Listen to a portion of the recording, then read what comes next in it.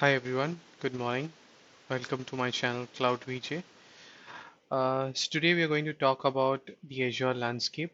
So how is it set up and you know what are the different aspects of it.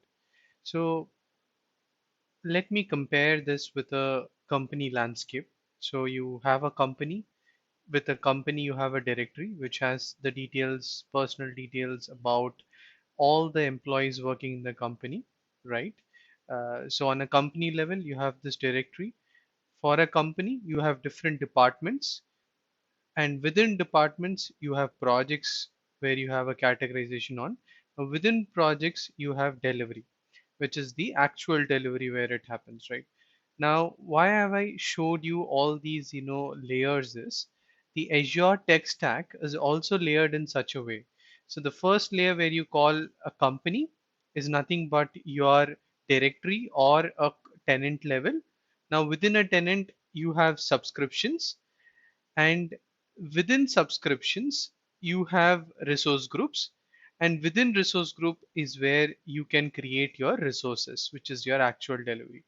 Now all these three layers, the company layer, department layer, and project layer, are basically containers. So the actual resources, whatever the past resources or IAS resources, actually sit under a project. You need to follow this hierarchy every time you want to create a resource. Now why is this important, right?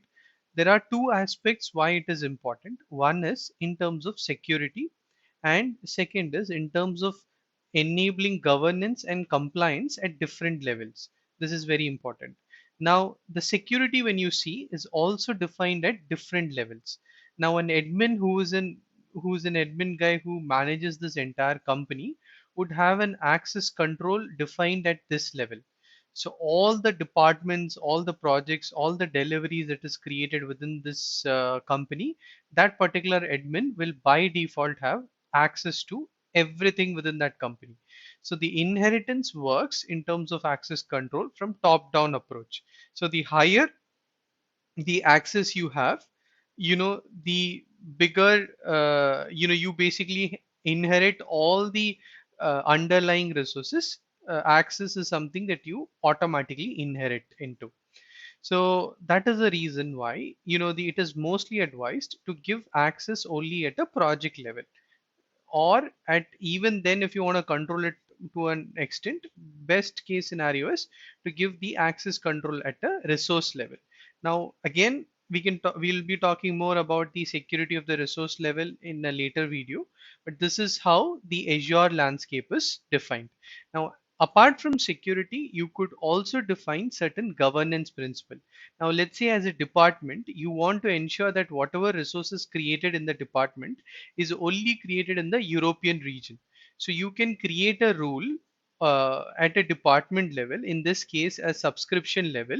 You could create a particular rule or a blueprint, and that automatically gets applied to all the resources that gets created within this particular project. Yeah, different projects within this department. Now let's see this in action in an actual environment. So this is how the Azure portal looks like. Where do I see what is my directory? If you see on top of the screen, there is something called as default directory. So this is a trial version of it. So by default, it is called as, default directory. But if it is an enterprise account, you would see a specific name for it.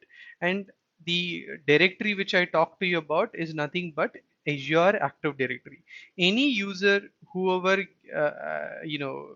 who has access to this, who needs to first even be, allowed to give access to this tenant, should have be added to the Active Directory. It's like a contact book. Now if in order for a guy to be enrolled or given certain accesses within the company, he needs to be first registered in the company, right? Like he has to be a registered employee in the company. So that is where this Azure directory is all about.